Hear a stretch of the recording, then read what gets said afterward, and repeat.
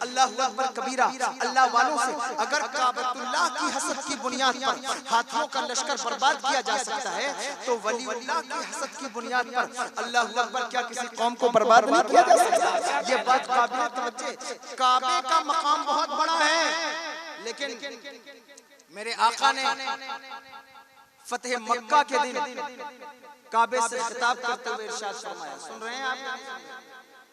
سن رہے ہیں؟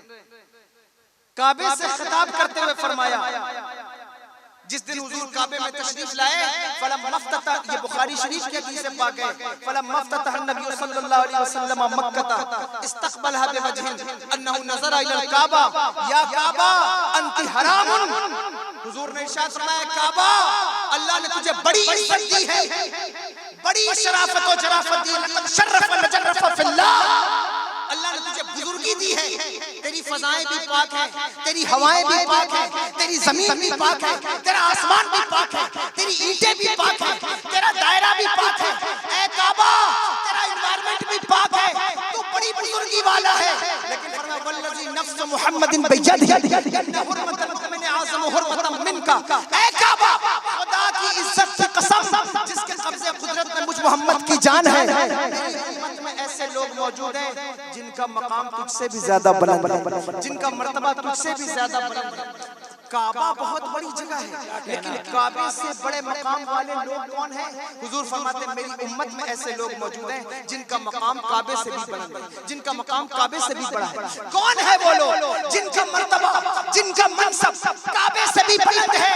اللہ اکبر، مجھے اولیاء کے لیے بھی کہا گیا اس میں بیٹھے ہو، یہ ایک جملہ اولیاء کاملین کی بارگاہ میں خراج عقیدت کے طور پر کون ہے وہ لوگ جن کا مقام کعبے سے بھی بلند ہے، جن کا مرتبہ کعبے سے بھی اونچا ہے؟ میں اگر تقریر کروں گا وقت پورا جائے گا، منصب نہیں سمجھا سکوں گا، میرے امام کی زبان سے ان لوگوں کی جماعت کا ایک شعر سن لو، سارے اقطاب جہاں کرتے ہیں کعبے کا طواف، کعبہ کرتا ہے طواف در والا تیرا، کیا مرتبہ اے غوث ہے بالا تیرا، اونچے اونچوں کے سروں سے قدم آلا۔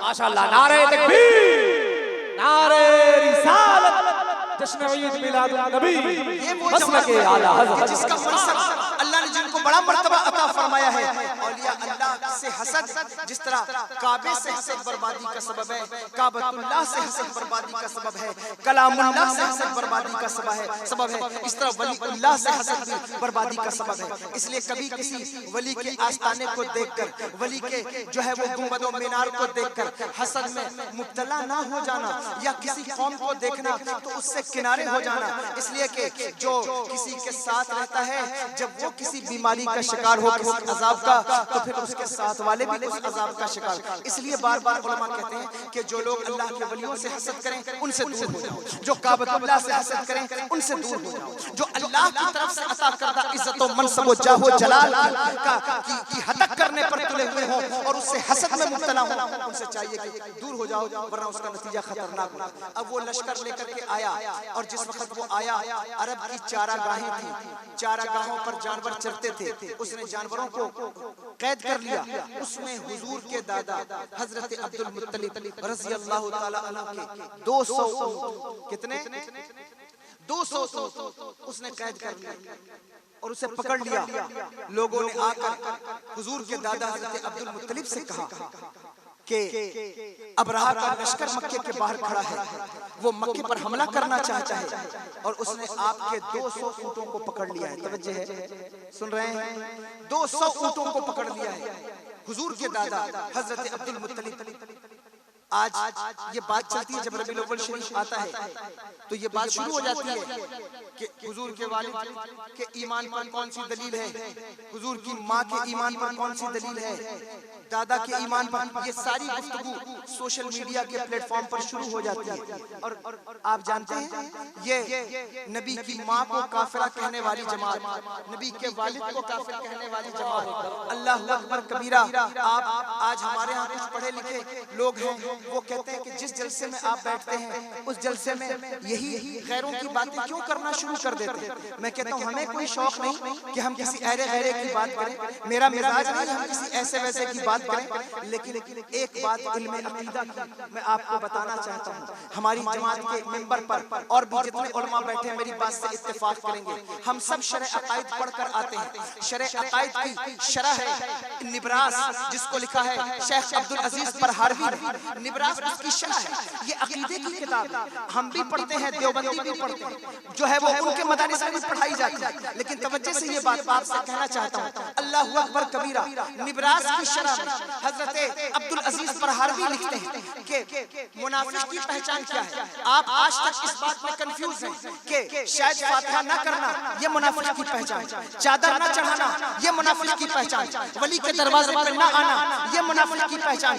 یہ ساری کچھ علامات ہو سکتی ہے, میں اس کا انکار نہیں کرتا, لیکن شیخ عبدالعزیز پرہاروی کا ایک جملہ نفاق کو چیک کرنے کے لیے میں خوشگہرا والوں آپ کے سپرد کرنا چاہتا ہوں. نبراس کے اندر انہوں نے لکھا کہ عاشق اور منافق میں سب سے بڑا فرق یہ ہے کہ منافق کبھی بھی اپنے محبوب کے دشمنوں سے بائیکاٹ نہیں کر سکے گا. منافق کی سب سے بڑی پہچان یہ ہے کہ وہ اپنے محبوب کے دشمنوں سے کبھی بائیکاٹ نہیں کر سکے گا, اور عاشق کی سب سے بڑی پہچان یہ ہے کہ وہ اپنے محبوب کے دشمنوں سے منہ کبھی نہیں دیکھے گا, چاہے مر جائے لیکن وہ کبھی محبوب کے دشمنوں سے ہاتھ نہیں ملائے گا. یہ منافق اور عاشق کی ڈیفینیشن شیخ عبدالعزیز پرہاروی نے بیان کی ہے. آج جب ہم بات کرتے ہیں کسی غیر کی, اس کی وجہ یہ ہے کہ آپ ربیع النور آئے تو نبی کی ماں کو کافرہ کہنا شروع کریں, ربیع النور آئے تو نبی کے والد کو کافر کہنا شروع کریں. اور یہ اس جماعت کا کلیم ہے جس جماعت کا عقیدہ یہ ہے کہ کافر کو بھی کافر نہ کہا جائے, کافر کو بھی کافر نہ کہا جائے, تو نبی کی ماں کو کافرہ کہنے کی کیا ضرورت پڑ گئی ہے. خوشگہرا والوں, میں نے حضرت امام غزالی کو پڑھا ہے. امام غزالی نے لکھا ہے کہ وہ مچھلی جس کے پیٹ میں 40 دن حضرت یونس علیہ السلام نے قیام فرمایا, وہ مچھلی جنت میں جائے گی. اللہ اکبر. اس مچھلی کا پروٹوکول بیان کرتے ہوئے کہتے ہیں کہ جس وقت حضرت یونس علیہ السلام اس مچھلی کے پیٹ میں آئے, اللہ نے دوسری مچھلیوں کو حکم دیا کوئی مچھلی اس مچھلی کے اوپر نہ جائے, کوئی مچھلی اس مچھلی کے برابر میں نہ تیرے, اس سے پیچھے تیرے. پوچھا کیوں؟ کہا اس لیے کہ اس مچھلی کی شان جدا ہے, کہا اس لیے کہ اس مچھلی کے پیٹ میں میرا نبی حضرت یونس صلی اللہ علیہ وسلم, دوسری مچھلیاں اس مچھلی کے برابر نہیں ہو سکتی. حضرت یوسف علیہ السلام کے بھیڑیے کے بارے میں لکھا کہ وہ جنت میں جائے گا, حضرت عیسیٰ علیہ السلام کا گدھا وہ جنت میں جائے گا, اصحاب کہف کا کتا وہ جنت میں جائے گا. میں کہتا ہوں کہ وہ مچھلی جنت میں جائے گی جو حضرت یونس کو جس نے اپنے پیٹ میں رکھا, لیکن وہ مچھلی حضرت یونس کی ماں نہیں ہے, اس نے انہیں پیٹ میں رکھا ہے, ان کی ماں نہیں ہے, لیکن وہ یونس علیہ السلام جو ہاتھ باندھ کر میرے نبی کے پیچھے کھڑے ہیں, اس نبی کے ماں کے بارے میں کہ وہ جہنم میں جائے گی تو اپنے منہ پر کالی کیوں نہیں مل لیتے, اللہ اکبر, ڈوب کے مر کیوں نہیں جاتے. یہ عقیدہ کہاں سے لے کر کے آئے ہو؟ خدا کی قسم, اگر نبی کی ماں جنت میں نہیں جائے گی تو پھر کون جنت میں جائے گا؟ وہ ماں اللہ اکبر کبیرہ جس نے دنیا کو وہ لال عطا فرمایا کہ جس کے بارے میرے امام کہتے ہیں جس کو بارے دو عالم کی پرواہ نہیں, ایسے بازو کی قوت پہ لاکھوں سلام, جان رحمت پہ لاکھوں سلام, جن کے ماتھے شفاعت کا صحرا رہا اس جبین سعادت پہ لاکھوں سلام. ان کی ماں کے بارے میں یہ بات کی جاتی ہے, ان کے دادا کے بارے میں یہ بات. حضرت عبد المطلب کا ایمان ایسا سالڈ, اب میں آپ کو بتاتا ہوں, آپ کی توجہ میری طرف ہے. حضرت علامہ جلال الدین سیوطی کو پڑھ لیں, تفسیر جلالین ہے, امام ساوی کو پڑھ لیں, آپ کو پتہ چلے گا. فرمایا حضور کے دادا کا ایمان حضرت عبد المطلب رضی اللہ تعالی, انہوں نے کعبے کے سامنے کھڑے ہو کر قسم کھائی تھی. کیا قسم کھائی؟ انہوں نے کہا اے میرے مالک, اگر مجھے اولاد نرینہ ہوئی تو میں اپنے بچوں میں سے ایک بچے کو تیری راہ میں قربان کر دوں گا.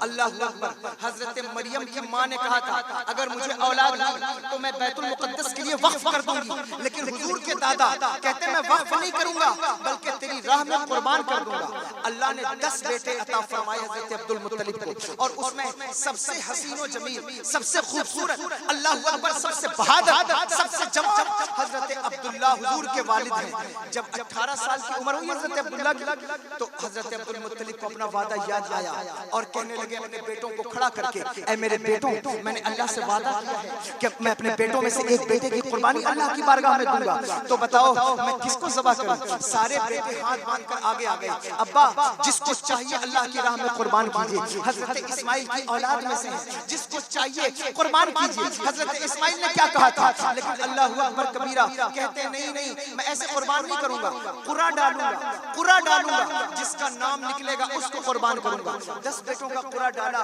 تو حضور کے والد حضرت عبداللہ کا نام نکلا اور جب نام نکلا تو آپ قربان گاہ کی طرف لے کر چلے. ایسا حسین نوجوان جس کو عرب کی عورتیں دیکھ کر نکاح کی حسرتیں بھرتی رہیں, ایسا حسین نوجوان جس کو عرب کے بوڑھے دیکھ کر اپنی آنکھوں کی پیاس مٹاتے رہے, ایسے خوبصورت تھے حضرت عبداللہ کہ جس جھکے ہوئے پیڑ کے نیچے سے گزر جائے وہ پیڑ سے سبز و شاداب ہو جاتا تھا. یہ مبالغہ نہیں کر رہا ہوں, تقریر کے بعد کوئی ملنا چاہے میں اس پر بات کر سکتا ہوں. اللہ نے وہ نور ان کی پیشانی میں عطا فرمایا. میرے آقا نے ارشاد فرمایا, یہ حدیث پاک ہے, سید صاحب بیٹھے ہیں ان کی ذمہ داری پر کہتا ہوں, یہ حدیث پاک ہے. حضور نے ارشاد فرمایا میں پاک پشتوں سے پاک رحموں میں منتقل ہوتا آیا ہوں. میرے آباء و اجداد میں میرے نسب میں کوئی گمراہ نہیں ہے, میرے نسب میں کوئی بد کردار نہیں ہے. اسی لیے مفسرین نے حضرت ابراہیم علیہ السلام کے والد کے نام سے انکار کرتے ہوئے کہا کہ آزر حضرت ابراہیم کے والد نہیں, اس لیے کہ حضور کی حدیث موجود ہے میرے نسب میں کوئی بددین شخص موجود نہیں ہے اور آزر بدھ کی پوجا کرنے والے شخص کا نام ہے وہ حضرت ابراہیم کا باپ نہیں بلکہ اللہ اوپر حضرت تاریخ حضرت ابراہیم کے والد ہیں. یہ بات مفسرین نے لکھی ہے, میں اپنے دل سے تو نہیں کہہ رہا ہوں. اللہ اکبر کبیرہ وہ نور منتقل ہوتا ہوا حضرت عبداللہ تک آیا ہے. نور کی برکات کیا ہے, کیسی برکتیں ہیں, یہ بات یاد رکھیے گا. حضور سرور دو عالم صلی اللہ علیہ وسلم کے ظہور کے 3 مرحلے ہیں. سن رہے ہیں آپ یا نہیں سن رہے ہیں؟ چونکہ وقت نہیں ہے آپ کو جھجوڑنے کا, اس لیے میں جلدی بالکل کئی راجدھانیاں اور بھی لائن میں ہیں, اس لیے مجھے بہت جلدی کراس کرنا ہے. اس لیے میں آپ کی طرف بالکل دھیان نہیں دے رہا ہوں آپ کے سگنل پہ, لیکن آپ کا لگنا چاہیے مجھے کہ آپ میری بات کو سن رہے ہیں یا نہیں سن رہے ہیں. پیچھے والے بھی بتائیں ہاتھ اٹھا کے کتنے نہیں سن رہے ہیں. یہ سب سننے والے لوگ ہیں, سن رہے ہیں. میں عرض کر رہا ہوں حضور کی تخلیق کے حضور کے ظہور کے 3 مرحلے ہیں, یاد کر لیجئے. پہلا مرحلہ ہے تخلیق مصطفیٰ صلی اللہ علیہ وسلم. دوسرا مرحلہ ہے میلاد مصطفیٰ صلی اللہ علیہ وسلم. تیسرا مرحلہ ہے بعثت مصطفیٰ صلی اللہ علیہ وسلم. یہ 3 مرحلے ہیں. کچھ ڈیرہ والوں سے یاد رکھنا, نوجوانوں تم سے کہتا ہوں تم بھی یاد رکھنا. یہ 3 مرحلے اپنے ذہن میں بٹھاؤ. یہ 3 مرحلے ہیں حضور کے ظہور کے. میلاد مصطفیٰ الگ ہے, بعثت مصطفیٰ الگ ہے اور تخلیق مصطفیٰ الگ. حضور نے خود ارشاد فرمایا اول ما خلق اللہ نوری, اللہ نے سب سے پہلے میرے نور کو پیدا فرمایا. جیسے ہی ربیع نور آئے گا آپ دیکھیں گے کہ اس حدیث پر جرح کرنے والے سوشل میڈیا کے سب سے پلیٹ فارم نمبر 1 پر بیٹھے ہوں گے اور وہ بیٹھ کر گفتگو کریں گے کہ صرف یہ حدیث تو موجود نہیں کہ سب سے پہلے میرے نور کو پیدا فرمایا, حدیث تو یہ بھی ہے کہ حضور نے ارشاد فرمایا اور یہ صحیح بات ہے کہ حدیث پاک ہے کہ سب سے پہلے اللہ نے قلم کو پیدا فرمایا. یہ بھی حدیث ہے کہ سب سے پہلے لوح کو اللہ نے پیدا فرمایا. یہ بھی حدیث ہے کہ سب سے پہلے عقل کو اللہ نے پیدا فرمایا. اب اللہ اکبر کبیرہ, بعض لوگوں کا رجحان قلم کی طرف ہی ہے, بعض کا لوح کی طرف ہی ہے, لیکن اہل سنت والجماعت کو اللہ نے وہ عقیدہ دیا ہے کہ وہ کہتے ہیں نہیں اللہ نے سب سے پہلے محبوب کے نور کو پیدا فرمایا. اس لیے کہ اللہ اکبر دیکھیں جب بظاہر حدیثیں متضاد ہو جائیں, ایسا محسوس ہو کہ حدیثیں ٹکرا رہی ہیں آپس میں, تو طریقہ ہے کہ حدیث کو تطبیق دیا جاتا ہے. توجہ ہے, حدیث کو تطبیق دیا جاتا ہے. کیسے تطبیق دیا جاتا ہے آپ کو سمجھانے کے لیے کہتا ہوں, ابھی آپ کو بات سمجھ میں آئے گی. آپ مجھے بتائیں میدان محشر میں سب سے پہلے کس چیز کے بارے میں سوال ہوگا, بتائیے جس کو معلوم ہے. نماز کے بعد روز محشر کی جان گداز نبوت اولی پرسش نماز یعنی کہ نماز کے بارے میں سوال ہوگا. پہلا سوال نماز کے بارے میں, لیکن آپ حدیث اٹھائیں, پہلا سوال میدان محشر میں قتل کے بارے میں ہوگا کہ جس نے کسی کو کسی کا ناحق قتل کیا ہے سب سے پہلے اس سے سوال کیا جائے گا کہ نماز والے کا سوال بھی موجود ہے اور قتل کس سے بھی سوال موجود ہے. اب بتائیے کہ دونوں حدیثیں موجود ہیں. ایک حدیث کہتی ہے کہ سب سے پہلے نماز کا سوال ہوگا, ایک حدیث کہتی ہے کہ سب سے پہلے قتل کا سوال ہوگا. اے میرے اللہ, اب کیسے پتا چلے کہ کون سا سوال پہلے ہوگا کون سا سوال بعد میں ہوگا؟ تو محدثین تطبیق دیتے ہیں, انہوں نے کہا دراصل بات یہ ہے کہ حقوق اللہ میں جو پہلا سوال ہے وہ نماز کے بارے میں, اور حقوق العباد میں جو پہلا سوال ہے وہ اللہ اکبر قتل کے بارے میں ہے. حدیثیں بھی اپنے جگہ سلامت رہی, بات بھی بن گئی, کام بھی بن گیا. میں کہتا ہوں اس جگہ تطبیق کو قبول کرتے ہو تو اس جگہ تطبیق کو کیوں نہیں قبول کرتے؟ حضور فرماتے سب سے پہلے میں نے نور کو پیدا فرمایا, یہ بھی حدیث ہے. قلم کو پیدا فرمایا, یہ بھی حدیث ہے. لوح کو پیدا فرمایا, یہ بھی حدیث ہے. اور میں تطبیق دوں اگر محدثین کی زبان سے بہت وقت لگے گا, اس لیے میں آپ کے مزاج کے مطابق ایک شاعر کی زبان سے اس کو تطبیق دیتا ہوں. لیکن شاعر بھی کوئی ایسا ویسا نہیں. دنیا جسے قلندر لاہوری کہتی ہے, دنیا جسے شاعر مشرق کہتی ہے, جسے ڈاکٹر اقبال کہتی ہے, وہ کہتے ہیں یا رسول اللہ لوح بھی تو قلم بھی تو تیرا وجود الکتاب. حضور آپ کہتے ہیں سب سے پہلے لوح کو پیدا کیا, سب سے پہلے قلم کو پیدا کیا. میں کہتا ہوں لوح بھی آپ کا نام ہے, قلم بھی آپ کا نام ہے. اللہ اکبر کبیرہ, یہ سارے نام آپ کے ہیں. پتا چلا کسی کو نہیں کیا پیدا, سب سے پہلے آپ کو پیدا کیا. اور میں اس بات کی دلیل جو آیت میں نے پڑھی ہے, جو میں نے سورہ پڑھی ہے, میں انشاءاللہ اس سورہ سے اس کی دلیل دے کر بات کو ختم کروں گا. آپ توجہ کریں. حضور نے ارشاد فرمایا کہ جس وقت قلم کو پیدا کیا گیا, اللہ نے کہا قلم لکھ. 1 گھنٹے ہونے میں 5 منٹ ابھی بھی بچے ہیں. سنیے, جب کہا کہ قلم لکھ تو قلم نے کہا میرے مالک کیا لکھوں؟ فرمایا لکھ ما کانا و ما یکون, جو ہو چکا ہے وہ بھی لکھ دے, جو ہونے والا ہے وہ بھی لکھ دے. اللہ اکبر. جب قلم سب سے پہلی پیداوار ہے تو ما کانا و ما یکون کا مطلب کیا کہ جو ہو چکا ہے وہ بھی لکھ. کیا ہو چکا ہے وہ کچھ اور نہیں ہے, تخلیق مصطفیٰ ہے. قلم سے پہلے ہو چکی ہے, سب سے پہلے ہو چکی ہے. اللہ نے سب سے پہلے کسی کو پیدا فرمایا تو وہ حضور کا نور. اور شارحین اس حدیث پر لکھتے ہیں کہ یہ مشہور حدیث آپ نے بھی سنی ہوگی کہ حضور نے ارشاد فرمایا حضرت جبریل امین سے, اے جبریل بتاؤ تمہاری عمر کتنی ہے, بتاؤ کتنی عمر ہے. حضرت جبریل نے کیا کہا, یا رسول اللہ مجھے اپنی عمر کا کوئی اندازہ نہیں ہے. شاید ہماری عورتیں آج تک حضرت جبریل کی اسی سنت پر عمل کر رہی ہیں کہ جس وقت ان سے پوچھا جائے آپ کی عمر کیا ہے, وہ کہتے ہیں ہمیں اس بات کا کوئی اندازہ نہیں ہے. لیکن حضرت جبریل امین نے یہ کہہ کے چھوڑا نہیں, کہا حضور میں نے چوتھے آسمان پر ایک تارا دیکھا جو 70,000 سال کی مدت میں ایک مرتبہ چمکتا تھا. اللہ اکبر. میں نے اس تارے کو 72,000 مرتبہ چمکتے دیکھا ہے. آپ ملٹیپلائی کر لیں کہ 70,000 سال کے بعد ایک سٹار چمکتا ہے, کہتے ہیں میں نے 72,000 مرتبہ دیکھا ہے. آپ اندازہ لگا سکتے ہیں حضرت جبریل امین کی عمر کیا ہے؟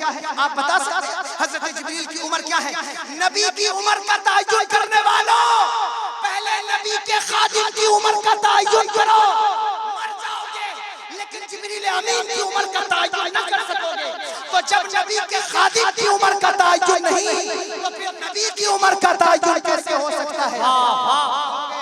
تم کہو گے کہ آپ نے خادم کہا فرشتوں کو, میں کہا آپ یہ بات کرتے, میرے امام کہتے ہیں تیرے در کا درباں ہے جبریل اعظم, تیرا مدح ہر رسول و ولی ہے. حضرت جبریل حضور کے خادم کا نام. وہ کہتے ہیں حضور اتنی عمر ہے میری کہ میں نے 70,000 سال کے بعد چمکنے والے تارے کو 72,000 مرتبہ دیکھا. حضور نے کہا, جبریل مسکرا کر کہا, جبریل اللہ اکبر تم جانتے ہو وہ تارا کون تھا؟ کہا نہیں یا رسول اللہ میں نہیں جانتا. کہا میرے رب کی عزت کی قسم وہ تارا میں تھا جو اپنے رب کے حضور چمکتا رہا ہوں. حضرت جبریل نے کہا یا رسول اللہ پھر آپ 70,000 سال دکھائی کیوں نہیں دیتے تھے؟ میرے آقا ارشاد فرماتے جس وقت میں سجدے میں چلا جاتا تھا کسی کو نظر نہیں آتا تھا. 70,000 سال کے بعد جب سجدے سے سر اٹھاتا تھا چوتھے آسمان پر تجھے चमकता हुआ नर। ये मुस्तफा जाने रहमत का नूर है, मुस्तफा जाने रहमत। लेकिन अफसोस ये है, बात ये है, गांधी के मानने वाले नहीं कहते कि गांधी हमारी तरह, नेहरू के मानने वाले नहीं कहते कि नेहरू हमारी तरह, अल्लाह अकबर मौजूदा प्राइम मिनिस्टर के मानने वाले नहीं कहते कि वो हमारी तरह है। लेकिन नबी का कलमा पढ़कर अल्लाह अकबर, वो नबी जिसने चांद के 2 टुकड़े कर दिए हैं, वो नबी जिसने सूरज को पलटा लिया है, वो नबी जिसने बुतों से सजदा करवा लिया है, वो नबी जिसने दरख्तों को झुका के दिखाया है, नबी के बारे में लोग कहते हैं कि वो हमारी तरह। तो ये कितना खतरनाक पॉइजन है जो हमारी नस्लों को ट्रांसफर किया जा रहा है। देखो, मैं आप समझेंगे कि आप उसी पैटर्न पर आ गए जो आपकी जमात की तर्ज है। मैं कहता हूँ इसको सीरियस लीजिए, समझने की कोशिश कीजिए। अकीदा एक ऐसी चीज है जिससे ईमान का यकीन एस्टेब्लिश होता है। आज पूरी कौमें अपने नौजवानों को यकीन, कॉन्फिडेंस की दौलत दे रही हैं। बड़े बड़े इंस्टीट्यूट, बड़ी बड़ी यूनिवर्सिटियां अल्लाह अकबर यकीन की दौलत बांट रही हैं। और मजहब इस्लाम के अंदर कलमा पढ़कर कुछ लोग हमारे यकीन को कमजोर करना चाहते हैं, कुछ लोग हमारे यकीन पर तलवारें चला रहे हैं, कुछ हमारे यकीन की बात पर अल्लाह अकबर कबीरा उसे मुतज़लज़ल करना चाहते हैं, कंफ्यूज करना चाहते हैं। नौजवानों, खुदा की कसम, उलमाए अहले सुन्नत के करीब हो, अपने यकीन को पुख्ता करो।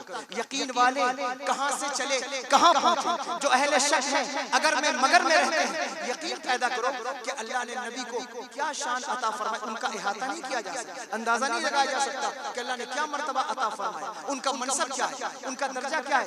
हजरत इमाम अल्लामा महमूद आलूसी अपनी मशहूर ज़माना तफसीर रूहुल मानी के अंदर लिखते हैं, ये जो आयत है वही अख़ज़ल्लाहु मीसाक़न नबिय्यीन लमा आतैतुम, ये जो आयत है इस आयत के ज़ैल में लिखते हैं कि हमारा नबी नबी मुतलक है। क्या है? सुन रहे हैं बात या नहीं?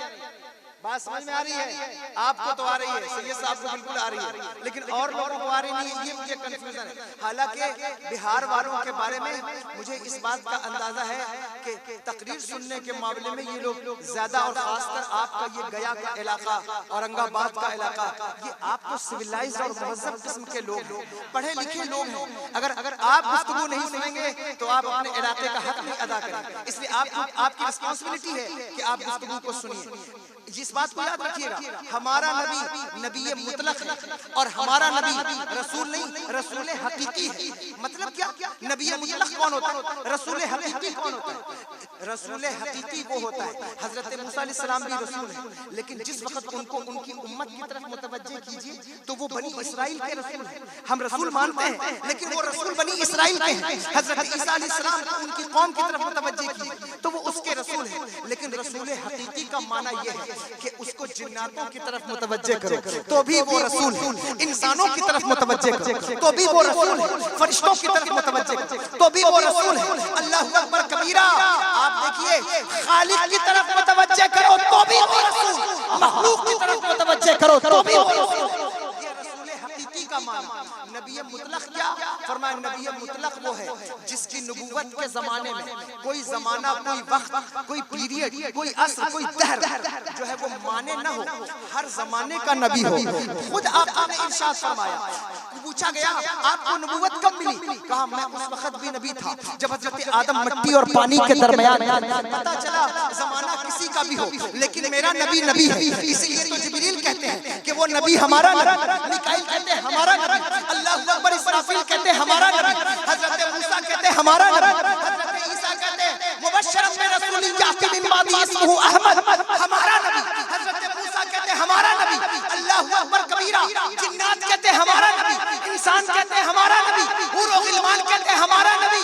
तभी तो बरेली का ताजदार बोला, जैसे सबका खुदा एक है वैसे ही इनका उनका तुम्हारा हमारा नबी, खल्क से औलिया, औलिया से रसूल और रसूलों से आला।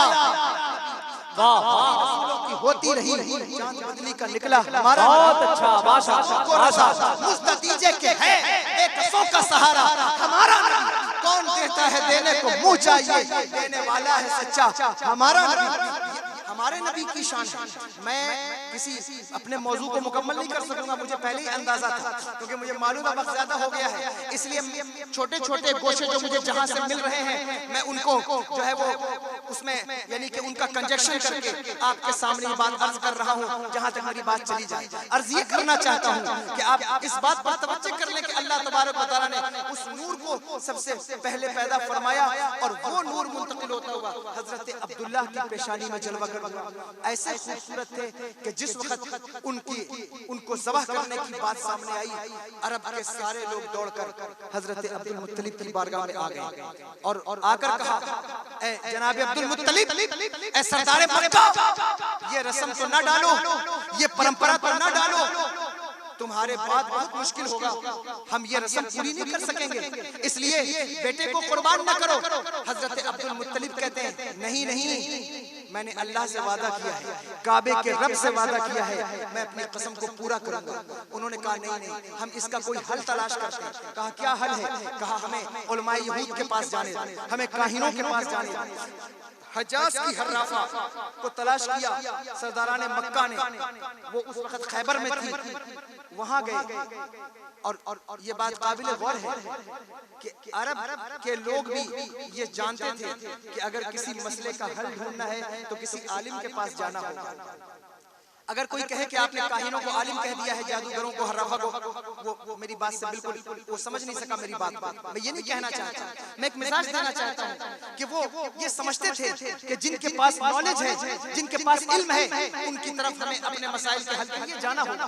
لیکن ہمارے نوجوان ایسے ہیں جو اس وقت اس چیز سے بالکل آگہی نہیں رکھتے. انہیں لگتا ہے کہ معیشت کا مسئلہ ہے تو گوگل کی طرف چلو، کاروبار کا مسئلہ ہے گوگل سے پوچھو، حدیث کا مسئلہ ہے گوگل سے پوچھو، فقہ کا مسئلہ ہے گوگل سے پوچھو. اگر سارے مسئلے گوگل اور سوشل میڈیا سے حل ہو جاتے تو 8-10 سال 12 سال بیٹھ کر مدرسوں کی جو ہے وہ چٹائی پر بیٹھ کر اور دال کھا کر یہ علماء اپنا وقت کیوں برباد کرتے؟ ساری چیزیں گوگل سے سمجھ نہیں آتی. میں تلنگانہ گیا، تلنگانہ کے اندر میں کوئی لفاظی نہیں کر رہا ہوں، ایک حقیقی بات جو میں نے اپنے سامنے میرے پیش آئی. اللہ اکبر، ایگریکلچر کے اسٹوڈنٹ تھے، اچھی یونیورسٹی ہے، اور ان بچوں نے پروگرام رکھا اور انہوں نے مجھے ایگریکلچر کے اوپر گفتگو کے لیے مدعو کیا. جس وقت میں گفتگو کے لیے بیٹھا تو ایک گفتگو کے درمیان میں ایک بچہ نوجوان اٹھ کر آیا اور اس نے کہا حضرت ایک حدیث پاک صحیح کی ہے، میں نے اس کو پڑھا ہے، میں اس کا حل جاننا چاہتا ہوں، بہت کنفیوز ہوں. میں نے کہا کہ کون سی حدیث ہے؟ اس حدیث کو میں نے دیکھا، اس حدیث میں حضور نے ارشاد فرمایا کہ جس گھر کے اندر حل اور جوا ہو، حل اور جوا، اس گھر کے لوگ کبھی پیٹ بھر کے کھانا نہیں کھا سکیں گے. اس نے کہا حضور جوا سے آپ رمی سلطر کی طرف چلے گئے ہوں گے. میں اس جوے کی بات نہیں کر رہا ہوں، وہ جوا جو بیلوں کو آپس میں جوڑنے کے لیے لکڑی کا استعمال ہوتا ہے، اسے جوا کہا جاتا ہے، آپ کی زبان میں مجھے نہیں معلوم. تو وہ حل اور جوا کہا کہ یعنی کہ یہ نحوست کی چیز ہے، اس کو گھر میں نہیں رکھنا چاہیے. تب تو حضور نے فرمایا کہ جس کے گھر میں حل اور جوا ہو وہ پیٹ بھر کے کھانا نہیں کھا سکے گا. میں نے کہا تم کو یہ حدیث کسی جاہل نے پڑھائی ہے، اگر کسی عالم سے تم نے یہ حدیث پڑھا ہوتا تو تم کبھی کنفیوز نہ ہوتے. اس نے کہا کیا مطلب؟ میں نے کہا جس طرح ہر آیت کے آگے پیچھے اس کا شان نزول دیکھنا ہوتا ہے، اسی طرح ہر حدیث کا اسباب ورود دیکھنا ہوتا ہے کہ حدیث کس کانٹیکسٹ میں آئی ہے، کون سے باب میں آئی ہے، حدیث کا سیاق و سباق کیا ہے، حدیث کا پس منظر کیا ہے، حدیث کا بیک گراؤنڈ کیا ہے، کس کنڈیشن میں یہ بات کہی ہے، کس موقع پر یہ بات کہی ہے. غزوے کا موقع تھا یا جو ہے وہ اللہ اکبر خوشحالی کا موقع تھا یا جو ہے وہ خیبر کا موقع تھا یا احد کا موقع تھا. ہمیں دیکھنا ہوگا کہ حدیث کس کانٹیکسٹ میں آئی ہے. آج دنیا میں لوگ ایسے پیدا ہو گئے کہ کہیں بھی بیٹھے ہیں اور بیٹھ کر کسی بھی حدیث کو اٹھا کر کہیں چسپا کر دیا اور اس سے اہل سنت والجماعت کے عقیدے کو چیلنج کرنا شروع کر دیا. میں ذمہ داری سے کہتا ہوں اگر آپ حدیث کی صحیح نالج حاصل کر لیں آپ کبھی بھی اہل سنت والجماعت کے عقیدے پر کنفیوز نہیں ہو سکتے، اس لیے کہ یہ وہ عقیدہ ہے جو 1450 سال سے محدثین کا رہا ہے، یہ وہ عقیدہ ہے جو اولیاء کاملین کا رہا ہے، یہ وہ عقیدہ ہے جو مفسرین کا، مبلغین کا، متکلمین کا، محققین کا 1450 سال سے یہی وہ عقیدہ ہے جو بادشاہوں کا بھی ہے، فقیروں کا بھی ہے. اس لیے یہ جو مسلک ہے اہل سنت والجماعت جسے مسلک اعلیٰ حضرت کہتے ہیں، یہ کنفیوژن کا مسلک نہیں ہے، یہ وہ مسلک ہے کہ جہاں ہم اپنے اکابرین کے نقش قدم تلاشتے ہوئے جنت کی طرف اور مصطفیٰ جان رحمت کے شہر کی طرف چلتے ہیں. اس لیے کہ بزرگوں کے نقش قدم ایسے مضبوط اور ایسے مستحکم ہیں. میرے امام کہتے ہیں تیرے غلاموں کا نقش قدم ہے راہ خدا، وہ کیا بہت سکے جو یہ سراغ لے کے چلے. حدیث کو سمجھنا بہت ضروری ہے کہ آپ کون سی حدیث پڑھی ہے, کہاں سے پڑھی ہے اور کس کانٹیکسٹ میں یہ حدیث ہے, اس کو سمجھنا ضروری ہوتا ہے. اس لیے آپ اس پر کنفیوز نہ ہوا کریں, علماء کی طرف متوجہ ہوں جو اہل سنت والجماعت کے علماء ہیں, ان سے پوچھیے, سوال کیجیے, وہ آپ کو انٹرٹین کریں گے, جواب دیں گے. اور اگر آپ کو تشفی بخش جواب نہیں ملتا تو سوشل میڈیا پر بھی علماء اہل سنت کی ایک بڑی تعداد ہے جن کا آپ گروپ جوائن کر سکتے ہیں فقہی مسائل کے لیے, اپنے دینی مسائل کے لیے. لیکن خدا کے لیے کسی مرزا, کسی ایرے غیر اسکالر کے ہاتھوں پر اپنے ایمان کو برباد مت کرنا. اس لیے کہ آپ سمجھتے ہوں گے کہ بہت ٹیکنیکل باتیں لوگ کرتے ہیں پلیٹ فارم پر, تو علماء اہل سنت کے پاس اس ٹیکنیکل باتوں کا جواب نہیں. میں آپ کو یہاں میں تو چیلنج نہیں کر رہا ہوں, اس لیے میں بہت ادنا طالب علم ہوں, لیکن خدا کی قسم مدرسے کا پڑھا ہوا چھوٹے سے چھوٹا بچہ اگر اس نے جی لگا کر کے مدرسے میں پڑھا ہے تو میں ذمہ داری سے کہتا ہوں نہ جانے کتنے مرزا اس سے پہلے پیدا ہو چکے ہیں جن کا جواب علماء اہل سنت نے دے دیا ہے. پھر اس دور کے اندر اگر کوئی انجینئر بن کے آپ کے ایمان کو لوٹنا چاہتا ہے, اگر کوئی خرافات کر کے آپ کے ایمان کو لوٹنا چاہتا ہے, اللہ کی عزت کی قسم اس کی حیثیت کیا ہے؟ ہم تو ادنا طالب علم ہیں. ہمارے اکابرین کی شان یہ ہے کہ وہ مٹی کو سونا کہہ دیں تو دلیل سے ثابت کر دیں. یہ ہمارے اکابرین کا فضل ہے. لیکن اس کے باوجود بھی اگر آپ لوگوں کی بیہودہ باتوں پر, لوگوں کی مزاحیہ باتوں پر اپنا دل ہار چکے ہیں تو اپنے عقیدے کا جائزہ ضرور لیجئے. جو عقیدہ بے ادبی پر جس کی بنیاد رکھی گئی ہو, جس عقیدے کی بنیاد ہی, اس کی فاؤنڈیشن ہی مذاق اور اکابرین کی گالیوں پر رکھی جائے, وہ عقیدہ کیسے سالڈ ہو سکتا ہے؟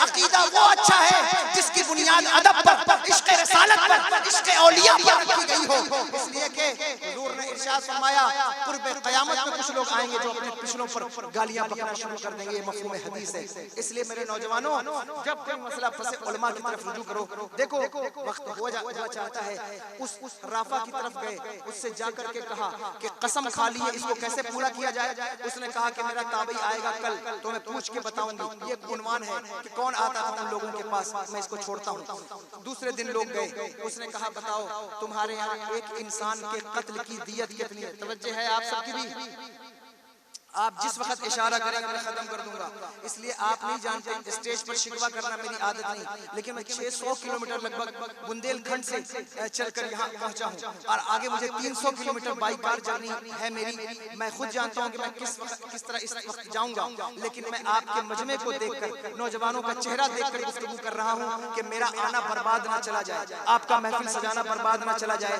تو آپ نے بڑی محبت سے محفل رکھی ہے, سید صاحب قبلہ جلوہ فراز ہیں, تو کیسے میں بیچ میں گفتگو چھوڑ کر چلا جاؤں؟ ورنہ میرا جی چاہتا تھا کہ میں آدھے گھنٹے کی گفتگو کر کے رخصت ہو جاؤں, لیکن میں آپ کا رسپانسیو ایٹیٹیوڈ دیکھ کر جو ہے کچھ گفتگو کر رہا ہوں, اور بس میں آخری مرحلے میں ہوں. اللہ اکبر کبیرہ. اس نے کہا تمہارے ہاں ایک انسان کے قتل کی دیت کتنی ہے؟